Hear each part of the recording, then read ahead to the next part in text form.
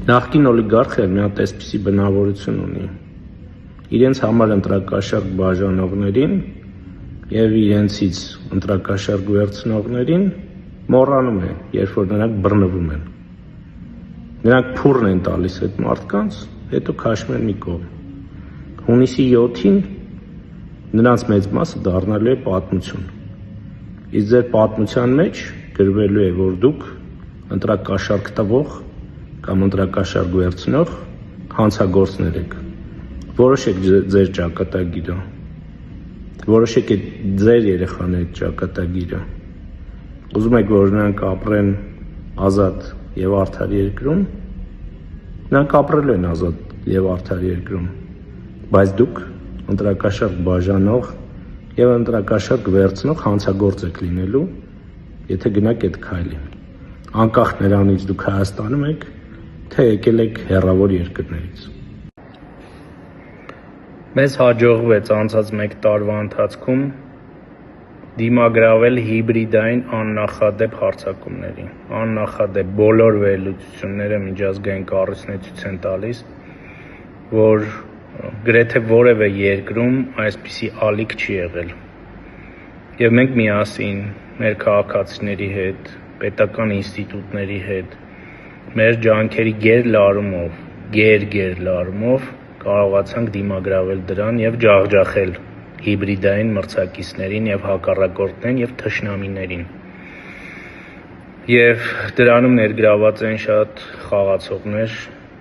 թե Հայաստանի ներսում, թե Հայաստանից դուրս, կան շատ խամաճիկներ այստեղ, բայց դրանք ընդհանրապես այսպես ֆեյսն են, դեմքն են, եւ շատ ավելի լուրջ խաղացողներ կան, որոնք ջախջախված են։ Նրանց չհաջողվեց ոչ խափանել մեր համակարգերը, նրանց չհաջողվեց ըստ էության ոչ ազդել մեր հանրության կարծիքի վրա։ Հիբրիդային հարձակումների կարևոր դետալներից մեկը ընտրությունների արդյունքների լեգիտիմության վրա ստվեր գցելն է։ Հիմա իրենց այստեղի լրտեսները եւ թշնամական կառույցները լծված են դրան եւ մի հատ հետևեք, շատ հետաքրքիր է, թե ընտրություններից հետո ովքեր սկսեցին խոսել ընտրությունների լեգիտիմության մասին եւ կտեսնեք, թե ինչպիսին է նրանց ցանցը։ Իսկ հիմա իմ խորհուրդն է. անցնենք բնականon կյանքի,